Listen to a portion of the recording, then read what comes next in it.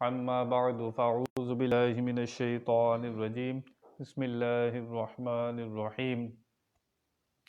میرے پیارے معزز سامعین و ناظرین، السلام علیکم ورحمۃ اللہ وبرکاتہ۔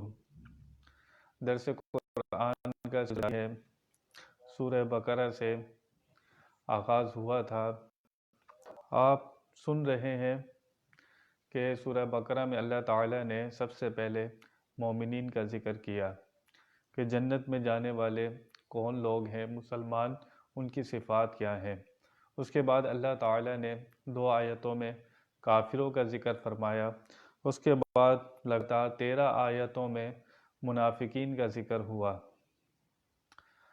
اس کے بعد اللہ تعالیٰ نے کافروں کو چیلنج دیا تھا، جو گزشتہ نشست میں جو آیتیں میں نے آپ کے سامنے تلاوت کی، اس کے اندر اللہ تعالیٰ نے چیلنج کیا کافروں کو، منافقوں کو، کہ اگر تم یہ سمجھتے ہو یہ قرآن حضور نے خود سے بنا لیا ہے، تو تم بھی بڑے عربی دان ہو، اپنے آپ کو بہت اچھا سمجھتے ہو کہ ہم سے اچھی عربی کوئی نہیں جانتا، تو تم بھی اگر یہ قرآن کو غیر مخلوق سمجھتے ہو، اللہ کا کلام نہیں سمجھتے ہو، تو تم ایک آیت اس جیسی بنا کر لاؤ۔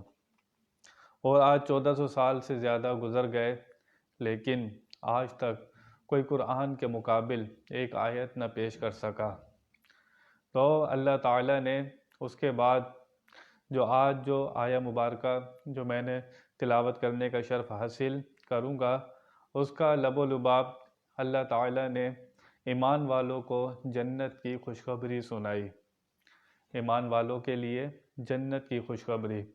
چنانچہ اللہ تعالیٰ ارشاد فرماتا ہے، وَبَشِّرِ الَّذِينَ آمَنُوا وَعَمِلُوا الصَّالِحَاتِ أَنَّ لَهُمْ جَنَّاتٍ تَجْرِي مِن تَحْتِهَا الْأَنْهَارُ كُلَّمَا رُزِقُوا مِنْهَا مِن ثَمَرَاتٍ رِزْقًا قَالُوا هَٰذَا الَّذِي رُزِقْنَا مِن قَبْلُ وَأُتُوا بِهِ مُتَشَابِهًا وَلَهُمْ فِيهَا أَزْوَاجٌ مُطَهَّرَةٌ وَهُمْ فِيهَا خَالِدُونَ۔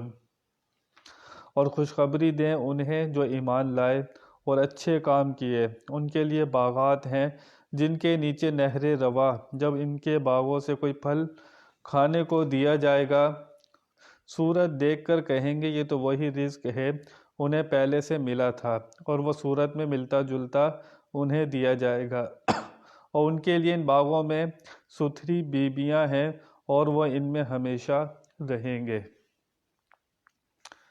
اس سے پہلی آیت میں اللہ تعالیٰ نے کافروں کے ٹھکانوں کا ذکر کیا کہ جو اللہ پر اور رسول پر ایمان نہیں لاتے، کلمہ نہیں پڑھتے، جو کافر ہیں، جو منافق ہیں، اللہ نے فرمایا اعدت للکافرین، ان کے لیے جہنم تیار ہو چکی ہے۔ ان کے لیے جو ٹھکانہ تھا اللہ تعالیٰ نے جہنم کا ٹھکانہ بتا دیا، لیکن جو مسلمان ہیں، جو سچے دل سے اسلام لے آئے، اسلام ان کے اندر داخل ہو گیا، ان کا ٹھکانہ اللہ نے اب ان کے ٹھکانے کا ذکر فرمایا، ان کا ٹھکانہ جنت ہے۔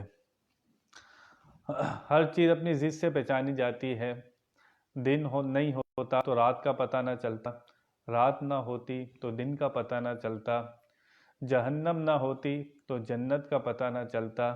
اس لیے اللہ تعالیٰ نے پہلے جہنم کا ذکر فرمایا، اب جنت کا ذکر فرمایا جا رہا ہے۔ کچھ لوگ یا تو دلیلوں سے مانتے ہیں، یا خوف سے مانتے ہیں، یا لالچ سے مانتے ہیں۔ یہ انسان کا مزاج ہوتا ہے۔ کوئی بات منوانی ہو تو کچھ لوگ دلیل دیتے ہیں اپنی بات منوانے کے لیے، کچھ ڈرا دھمکا کر بات منواتے ہیں، کچھ لالچ دے کر بات منواتے ہیں۔ تو انسانی جو عقل ہے یہ دلیلوں سے مانتی ہے، اور انسان کا جو دل ہے یہ ڈر کر مانتا ہے، اور انسان کا جو نفس ہے یہ لالچ کے ذریعے مانتا ہے۔ چنانچہ ان کافروں کو اور منافقوں کو ان تینوں طرح سے ڈرایا، دھمکایا اور سمجھایا جا رہا ہے۔ ان کو ڈرایا گیا جہنم کے عذاب سے، اگر ایمان نہیں لاؤ گے تو ٹھکانہ اپنا دیکھ لو، پھر دوزخ ہے۔ جنت کا ذکر فرمایا، اگر ایمان لے آؤ گے تو پھر کہاں جاؤ گے؟ جنت میں جاؤ گے۔ تو اس طرح قرآن کا یہ اسلوب ہے کہ یہ تینوں باتیں سے انسان کو سمجھاتا ہے، دلیلوں سے بھی، ڈرا کر بھی، اور لالچ سے بھی۔ لیکن جو اہل عشق ہوتے ہیں، جو عاشق ہوتے ہیں، ان کو ان دلیلوں کی اور اس ڈر کی کوئی فکر نہیں ہوتی، اس لالچ کی۔ انسان کہتا ہے کشمیر بہت اچھا ہے، پیرس بہت اچھا ہے، لیکن جو عاشق ہوتا ہے وہ کیا کہتا ہے؟ مدینہ بہت اچھا ہے، مکہ بہت اچھا ہے، کیونکہ وہ عاشق ہوتا ہے۔ اسی طرح انسان کا بچہ اگر بدصورت بھی ہو تو اس کی ماں کو دنیا میں وہ کہتی ہے اس جیسا لال کوئی نہیں ہے، اس جیسا پیارا کوئی نہیں ہے۔ اپنی اولاد کالی بھی ہو تو سب سے اچھی لگتی ہے۔ وہاں پر عقل سے نہیں تولا جاتا، وہاں پر عشق اور محبت دیکھی جاتی ہے۔ تو اس لیے جو لوگ ان کو ڈرایا گیا دلیلوں سے کہ آؤ بات مان لو، دلیلیں پیش کی اور دلائل دیے گئے، جو دلائل نہ مانے انہیں ڈرایا گیا، اور جو ڈر کر بھی نہ مانے تو انہیں لالچ دی گئی۔ ان تینوں طریقوں کو آزمایا گیا تو اللہ تعالیٰ نے بتا دیا کہ جنت کس کے لیے ہے؟ مومنوں کے لیے ہے۔ اب جو بیان جاری ہے وہ جنت کا چل رہا ہے، چنانچہ لفظ وبشر، لفظ آیا ہے وبشر، اور خوشخبری دیجیے۔ اللہ تعالیٰ اپنے محبوب علیہ الصلوۃ والسلام کو فرما رہا ہے کہ ان کو خوشخبری دے دیجیے۔ اور ہمارے نبی پاک صلی اللہ علیہ وسلم کا لقب بھی اللہ فرماتا ہے یا ایھا النبی انا ارسلناک شاہدا ومبشرا ونذیرا، بے شک ہم نے آپ کو نہ بھیجا مگر ڈر سنانے والے اور خوشخبری دینے والے، اور آپ گواہ ہیں۔ تو حضور کو یہ صفات ہیں کہ آپ کا یہ لقب ہے کہ آپ ڈر بھی سناتے ہیں اور خوشخبری بھی دیتے ہیں۔ جو کافر ہیں، جو ایمان نہیں لاتے، ان کو آپ ڈر سناتے ہیں، اور جو ایمان لے آئے، جو اسلام ان کے اندر داخل ہو گیا، آپ ان کے لیے جنت کی خوشخبری دیتے ہیں۔ خوشخبری کو بشارت اس لیے کہتے ہیں کہ جس کے معنی ظاہری کھال، چونکہ ہر اچھی خبر سن کر انسان کا چہرہ کھل جاتا ہے اور چہرے کا رنگ تبدیل ہو جاتا ہے، خوشی سے انسان لال ہو جاتا ہے، اس لیے اس کو بشارت کہا جاتا ہے۔ اس لیے اس کو بشر کو باب تفعیل سے لایا گیا ہے۔ باب تفعیل سے لانے کا مقصد یہ ہوتا ہے کہ جو علماء اور واعظ ہوتے ہیں، جو لوگ درس قرآن کرتے ہیں، یا لوگوں کو ہدایت دینے کا کام کرتے ہیں، یا وعظ و نصیحت کرتے ہیں، ان کے لیے یہ ضروری ہے کہ لوگوں کو ڈرائیں بھی اور جنت کی خوشخبری بھی دیں۔ تو ان کی تقریر میں اور وعظ میں یہ دونوں چیزیں ہونی چاہیے کہ جہنم سے ڈرایا بھی جائے اور جنت کی امید بھی دلائی جائے۔ یہی قرآن کا طریقہ ہے۔ قرآن پہلے اللہ تعالیٰ پہلے انسان کو ڈراتا ہے، اس کے بعد اس کو خوشخبری بھی دیتا ہے۔ ان دونوں طریقوں سے انسان کو سمجھایا جاتا ہے۔ اگر اسلام لے آؤ گے، مان لو گے تو تمہارا ٹھکانہ جنت ہے، نہیں مانو گے، سرکشی دکھاؤ گے تو پھر تمہارا ٹھکانہ دوزخ ہے۔ اللہ فرماتا ہے پھر الذین آمنوا، کن کو خوشخبری دیجیے؟ الذین آمنوا، ان کو جو ایمان لے آئے۔ خوشخبری کس کے لیے ہے؟ جو اللہ پر، اس کے رسولوں پر ایمان لے آئے، ان کو خوشخبری دیجیے۔ تو کس چیز پر ایمان لے آنا جو جنت کے لیے جانے کا ضامن ہوتا ہے، دلیل ہوتی ہے؟ کس پر ایمان لانا؟ اللہ کو بن دیکھے ماننا، یہ ایمان ہے۔ اس کے رسولوں کو، سب رسولوں پر ایمان لانا، کسی ایک رسول کا انکار کرنا بھی انسان کو دائرہ اسلام سے باہر کر دیتا ہے۔ اللہ کی ساری آسمانی کتابوں کو ماننا، قیامت کو ماننا، جنت دوزخ پر ایمان رکھنا، فرشتوں پر ایمان رکھنا، اچھی بری تقدیر پر ایمان رکھنا۔ تو جو چیز ضروریات دین میں سے ہے سب پر ایمان رکھنا۔ یہ خوشخبری کس کے لیے ہے؟ جو ان سب چیزوں پر ایمان لاتا ہے۔ پھر جنت کے لیے، جنت اس کے لیے خوشخبری ہے، اسے خوشخبری سنائی جا رہی ہے جو ایمان لے آیا۔ ایمان کے بغیر جنت کا کوئی تصور نہیں ہے۔ دنیا میں انسان جتنے بھی اچھے کام کر لے، انسان کی فلاح کے لیے، انسانیت کے لیے جتنے اچھے بھی کام کرے، لیکن وہ جنت میں نہیں جا سکتا جب تک سچے دل سے ایمان نہ لائے۔ جنت تیار ہوئی ہے تو صرف مومنوں کے لیے۔ اس کے اندر کوئی اللہ رسول کا دشمن اور اللہ رسول کا انکار کرنے والا، رسولوں کی توہین کرنے والا، اللہ کے بارے میں غلط الفاظ کہنے والا جنت میں نہیں جا سکتا۔ تو اس لیے حضور نے خوشخبری کس کو سنائی ہے؟ الذین آمنوا، وہ لوگ جو ایمان لے آئے۔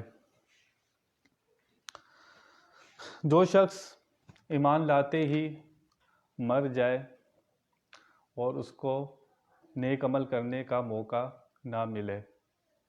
موسیٰ علیہ السلام کے مقابلے پر فرعون کے جادوگر آئے تھے، تو انہوں نے جب موسیٰ علیہ السلام کا معجزہ دیکھا تو معجزہ دیکھ کر وہ فوراً سجدے میں گر گئے اور کہنے لگے ہم ایمان لے آئے موسیٰ اور ہارون کے رب پر۔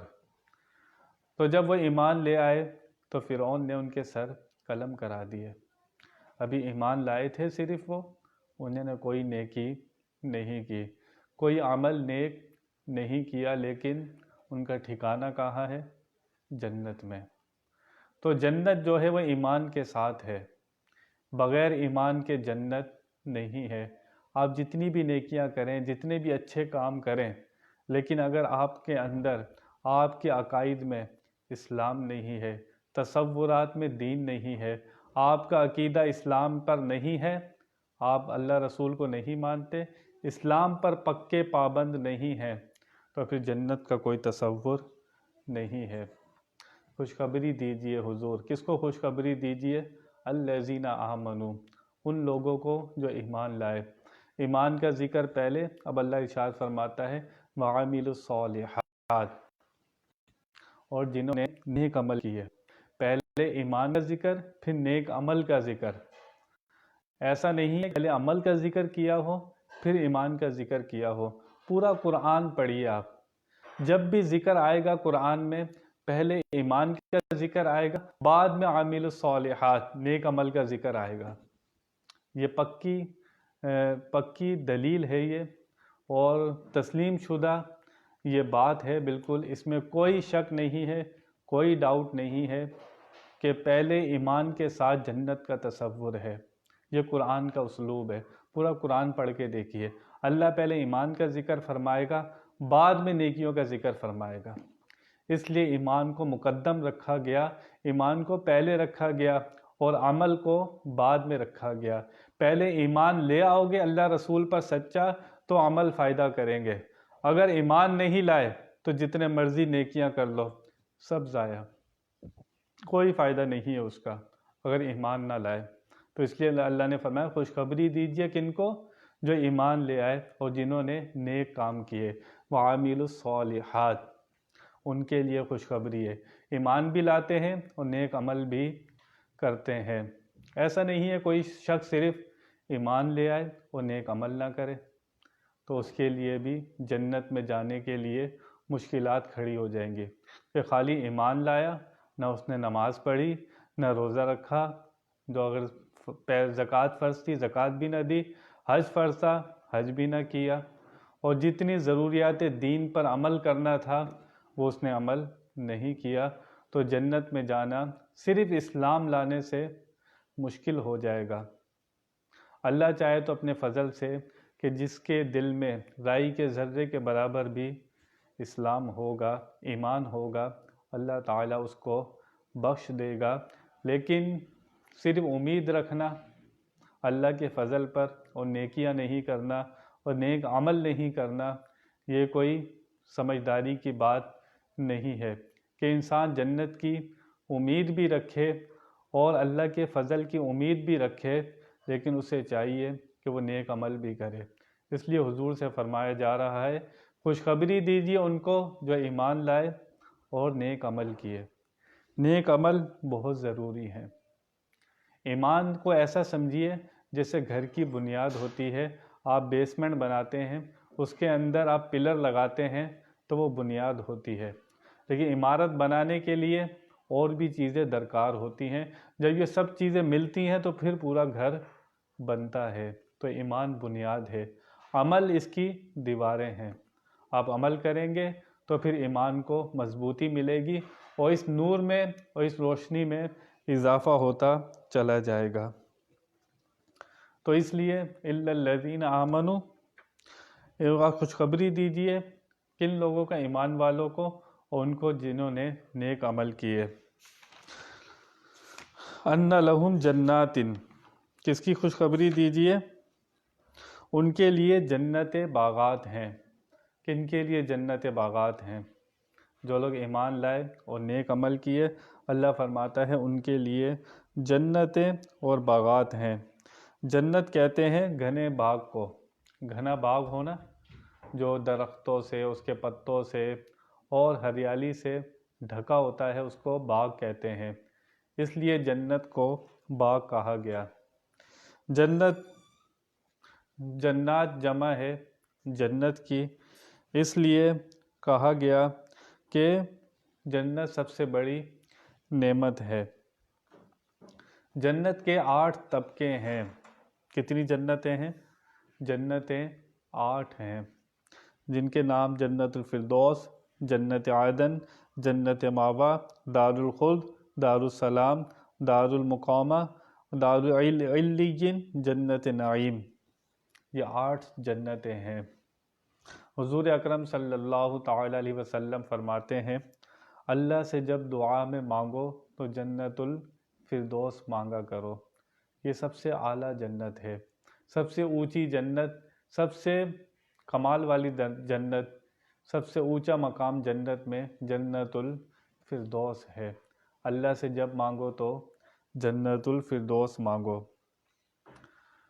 انسان ریل گاڑی میں سفر کرتا ہے یا جہاز میں سفر کرتا ہے، اس میں بھی کیٹیگری ہوتی ہے، یہ فرسٹ کلاس ہے، یہ سیکنڈ کلاس ہے، یہ تھرڈ کلاس ہے، لیکن مسافر سبھی ہوتے ہیں، سبھی جانے والے ہوتے ہیں، لیکن فرسٹ کلاس کا سٹینڈرڈ ہوتا ہے۔ اسی طرح اللہ تعالیٰ نے جنتوں میں بھی درجے رکھے۔ اگر جو شخص بہت نیک ہوتا، جس نے اپنے 80 سال 100 سال اللہ کے لیے گزارے، اس نے گناہ نہ کیا، اللہ کے لیے خالص تھا، اگر وہ بھی اسی جنت میں ہوتا۔ جو دوسرا 60-70 سال تھی نیکیاں نہ کر سکا، کم نیکیوں پہ بخشا گیا، اور وہ بھی اسی جنت میں ہوتا، ایسا نہیں ہے۔ اللہ تعالیٰ نے بندوں کی جس طرح جس نے کوشش کی اللہ کے لیے جو جیسی محبت رکھتا تھا، اللہ سے جیسا عشق رکھتا تھا اور عمل بھی نیک کرتا تھا، کتنی مشکلات ہوتی تھی لیکن نماز نہیں چھوڑتا تھا اور نیکیوں پر پابند رہتا تھا، اور دنیا کے مزے کرتی تھی، وہ ایک طرف کنارے پر ہو کر بیٹھ گیا تھا۔ تو پھر جس نے دنیا چھوڑی ہوگی تو اس کو جنت بھی سب سے اعلیٰ ملے گی۔ ایک چیز انسان چھوڑتا ہے تو دوسری ملتی ہے، ایک جہان چھوڑے گا تو دوسرا جہان آباد ہوگا۔ جو یہ والا جہان چھوڑتے ہیں ان کے لیے وہ والا جہان آباد ہو جاتا ہے۔ چھوڑنے سے مراد یہ نہیں ہے کہ بندہ جنگل میں نکل جائے، چھوڑنے سے مراد یہ ہے کہ اللہ تعالیٰ نے جو حکم دیے ہیں شریعت پر پابندی سے عمل کرنا، جو اللہ نے حکم دی ہے، نماز پڑھنی ہے، روزہ رکھنا ہے، زکوٰۃ دینی ہے، حج دینی ہے، حج کرنا ہے، اور بھائیوں سے کیسا سلوک رکھنا ہے، کسی کا دل نہیں توڑنا ہے، مخلوق کی خدمت کرنی ہے، اور تمام حقوق اللہ اور حقوق العباد کا خیال رکھنا ہے۔ جب انسان یہ سب خیال رکھے گا اور اپنے آپ کو پابند بنائے گا شریعت و سنت کا، پھر اس کے لیے جنت ہے۔ اس کے لیے جنت کیوں ہے؟ اس نے اپنے مالک کی فرما برداری کری، اس نے اپنے مالک کی فرما برداری پر زندگی گزاری تو اس کو انعام بھی ضرور ملے گا۔ آج بھی بادشاہ ہو، کوئی اس کا بہت پیارا ہو، فرما بردار ہو، یا کوئی باس ہو مالک کا فیکٹری کا، تو لوگ جو اس کی زیادہ فرما برداری کرتے ہیں، مالک اس کو نوازتا بھی سب سے زیادہ ہے۔ جو درجہ محبت، عشق رکھتا ہے اور فرما برداری رکھتی ہے، وہ درجہ ایک الگ ہی مقام رکھتا ہے۔ تو انسان کو چاہیے کہ اللہ تعالیٰ نے جو اس کے اوپر حکم لگائے ہیں، اس کے اوپر پابندیاں لگائی ہیں کہ یہ کام کرنے ہیں اور یہ کام نہیں کرنا۔ جس کام کو کرنے کا کہا ہے انسان وہی کرے، جس کام سے رکنے کو کہا ہے انسان اس سے رک جائے، تو پھر وہ اللہ تعالیٰ کی فرما برداری میں آتا ہے۔ جب وہ اللہ تعالیٰ کی فرما برداری کرے گا تو جنت قائم ہو چکی ہے۔ جنت بنائی اللہ تعالیٰ نے مومنوں کے لیے ہے، مسلمانوں کے لیے ہے، اور یہی لوگ اس کے وارث ہیں۔ جنت بنانے کے بعد پھر فرمایا کہ ان کے لیے جنت ہے۔ کون سی جنت؟ تجری من تحتها الانہار، بہتی ہیں اس کے نیچے نہریں۔ جنت بھی ہے، پھر ذکر فرمایا جا رہا ہے اس کے نیچے نہریں بہتی ہیں۔ اب جنت کی صفات کا ذکر کیا جا رہا ہے۔ باغ کتنا ہی خوبصورت ہو، لیکن باغ وہ بہت اچھا لگتا ہے۔ آج بھی آپ دیکھیے جہاں پر آبشار چل رہے ہوں اور پانی کی نہریں چل رہی ہوں، وہ دنیا کے اندر باغ بھی ہو تو کتنا اچھا لگتا ہے۔ تو جنت کو بھی اسی طرح بنایا گیا ہے کہ اس میں باغ بھی ہیں اور باغ کے اندر نہریں بھی چل رہی ہیں اور اس نہروں کے اندر پانی چل رہا ہے۔ علماء نے لکھا 4 طرح کی نہریں ہیں: پانی کی نہر، شہد کی نہر، دودھ کی نہر، اور پانی، شہد، دودھ اور شراب کی نہر۔ یہ 4 نہروں کا ذکر آیا ہے۔ جنت میں یہ 4 طرح کی نہریں ہوں گی۔ پھر فرمایا کلما رزقو، فرمایا جب کبھی انہیں دیا جائے گا۔ کلما رزقو، اس کے جب رزقو، رزقنا من قبل، جب کبھی انہیں دیا جائے گا رزق کھانے کے لیے۔ اس سے مطلب یہ نہیں ہے کہ جنت میں رزق جو دیا جائے گا وہ کبھی کبھی دیا جائے گا، نہیں، ایسا نہیں ہے۔ رزق تو جنت میں ہر ٹائم فراہم ہوگا، لیکن جب ایک پھل کسی کو دے دیا جائے گا تو ایسا نہیں ہے کہ وہ، اس کا مطلب یہ ہے کہ ابھی کچھ ٹائم کھا لے گا، پھر کچھ ٹائم رک جائے گا، پھر بعد میں کھائے گا۔ تو اس سے مراد یہ ہے رزقنا من قبل، ہمیں دے دیا گیا ہے اس سے پہلے۔ جب وہ پھل دیکھیں گے جنت میں، اللہ فرمائے گا یہ پھل، جب وہ پھل دیکھیں گے تو کہیں گے یہ پھل دیکھا ہوا لگ رہا ہے، اسے کہیں ہم نے دیکھا ہے، دنیا کے پھلوں سے ملتا جلتا ہوگا۔ یا یہ کہیں گے کہ یہ پھل تو وہی ہے جو ہمیں پہلے دیا گیا تھا، یعنی کہ جنت میں جو بعد میں پھل کھائیں گے وہ کہیں گے اس کی شکل تو ویسی ہے جو پہلے دیا گیا تھا، یا مراد یہ ہے کہ یہ وہ پھل ہے جو ہمیں دنیا میں دیا گیا تھا، یہ اس سے ملتا جلتا تھا۔ انسان کی یہی طبیعت ہے کہ انسان کو کوئی چیز پہلے دے دی جائے تو اس کے دل پر اثر کر دیتی ہے، اور جو بعد میں دے دی جائے تو پھر اس سے جانی پہچانی ہو تو انسان اس کو آرام سے قبول کر لیتا ہے۔ اس لیے جب انہیں رزق دیا جائے گا تو وہ کہیں گے یہ تو وہی پھل ہے کہ جو ہم دنیا میں کھاتے تھے، لیکن شکل میں ملتا جلتا تو ویسے ہی ہوگا، لیکن اس کی جو لذت ہوگی، جو مزہ ہوگا، وہ دنیا جیسا نہیں ہوگا، وہ ایسی لذت و مزہ ہوگا جو انسان نے کبھی نہیں دیکھا ہوگا۔ ہر جنتی جو جنت میں جائے گا اس کو 100 مردوں کے برابر طاقت دی جائے گی، دنیاوی 100 مردوں کے برابر جنتی طاقت رکھتا ہوگا، اور جنت میں کوئی ایسی پخانہ پیشاب بھی نہیں ہوگا۔ انسان جو کچھ کھائے گا ایک خوشبودار پسینے کی شکل میں انسان کے جسم سے نکلے گا، اور وہ خوشبودار پسینہ ہوگا، یعنی کہ جو کچھ کھائے گا وہ خوشبودار پسینہ ہوگا، وہ اس کی شکل میں انسان کے جسم سے خارج ہو جائے گا۔ اور جنت میں پھل ہیں، اور یہ کھیت نہیں ہے، باغ ہیں پر کھیت نہیں ہے۔ پھل انسان لذت کے لیے کھاتا ہے، کیونکہ جو جنت کی زندگی ہے وہ کھانے پینے کی محتاج نہیں ہے۔ وہاں پہ ایسا نہیں ہے انسان کھائے گا تو صرف زندہ رہے گا، ایسا نہیں ہے، وہاں کی زندگی کھانے پینے کی محتاج نہیں ہے۔ پھر وَلَهُمْ فِيهَا أَزْوَاجٌ مُطَهَّرَةٌ، فرمایا جنتیوں کو جوڑے بھی دیے جائیں گے۔ جوڑے سے میرا مراد ان کی بیویاں ہوں یا حوریں، یہ بھی جنتیوں کو دی جائیں گی۔ دنیا کے اندر جو بیوی ہے جنت میں بھی وہی بیوی اس کی ہوگی۔ اگر بہرحال شوہر ظالم ہوا تو اس کے بدلے اس کو اختیار دیا جائے گا کہ جس نے بہت تنگی میں زندگی گزاری ہوگی تو اس کو کہا جائے گا کسی اور سے نکاح کر سکتی ہے، لیکن جو دنیا میں جس کی بیوی ہے جنت میں بھی وہی اس کی بیوی ہوگی۔ اور جو شخص دنیا کے اندر شادی نہ کر سکا کوئی مرد، تو اس کو جنت کی حوروں سے اس کی شادی کرا دی جائے گی۔ اور کوئی کنواری لڑکی جو شادی نہ کر سکی تو اس کی بھی کسی جنتی مرد سے وہاں پر شادی ہو جائے گی۔ لیکن جنتی جو بیوی ہوگی وہ بھی حوروں سے زیادہ خوبصورت ہوگی، وہ ایسی نہیں ہوگی جو دنیا میں ہوتی ہے، اس کی خوبصورتی بھی حوروں کے برابر ہوگی یا حوروں سے بھی زیادہ ہوگی۔ حضرت عیسیٰ، حضرت مریم عیسیٰ علیہ السلام کی والدہ، حضرت آسیہ فرعون کی بیوی جنت میں حضور صلی اللہ علیہ وسلم کے نکاح میں آئیں گی۔ فرعون کی بیوی حضرت آسیہ، کیونکہ فرعون جو تھا وہ نامرد تھا، وہ اس قابل نہیں تھا کہ اسے بچہ ہو سکے، اور حضرت آسیہ ایمان والی تھی، حضور کی جنت میں بیوی ہوں گی، اور حضرت مریم علیہ السلام، یہ دونوں حضور صلی اللہ علیہ وسلم کے نکاح میں ہوں گی۔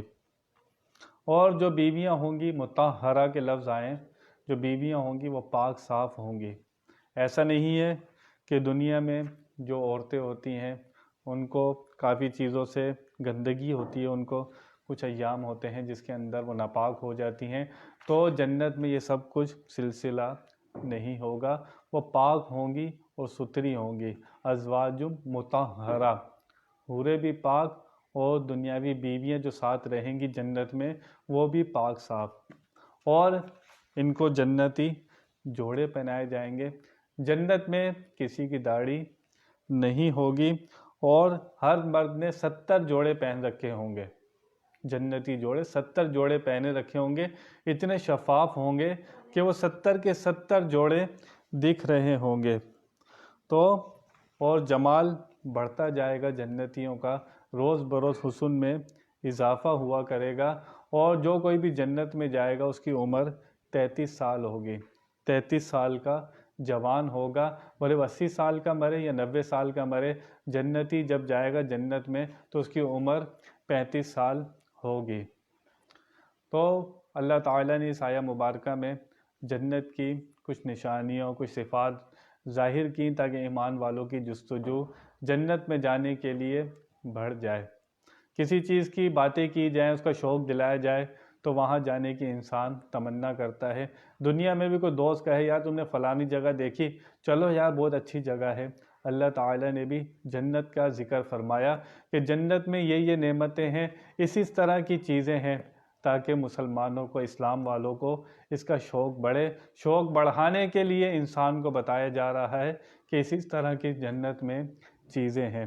تو جو دنیا میں اپنے آپ کو اللہ رسول کے ماتحت کر دے گا اور ان کی فرما برداری میں زندگی گزارے گا، دنیاوی خواہشات کو چھوڑے گا، تو پھر جنت ملے گی۔ تو جہاں خواہشوں سے بچ جاؤ تو وہاں پر انسان کی ہر خواہش پوری ہو جائے گی۔ جو چاہتا ہے دنیا ہی سب کچھ ہے، وہاں مر کر نہیں جانا، اللہ تعالیٰ نے دونوں ٹھکانے انسان کے بتا دیے کہ اس کا ٹھکانہ یا تو جہنم ہے یا تو جنت ہے۔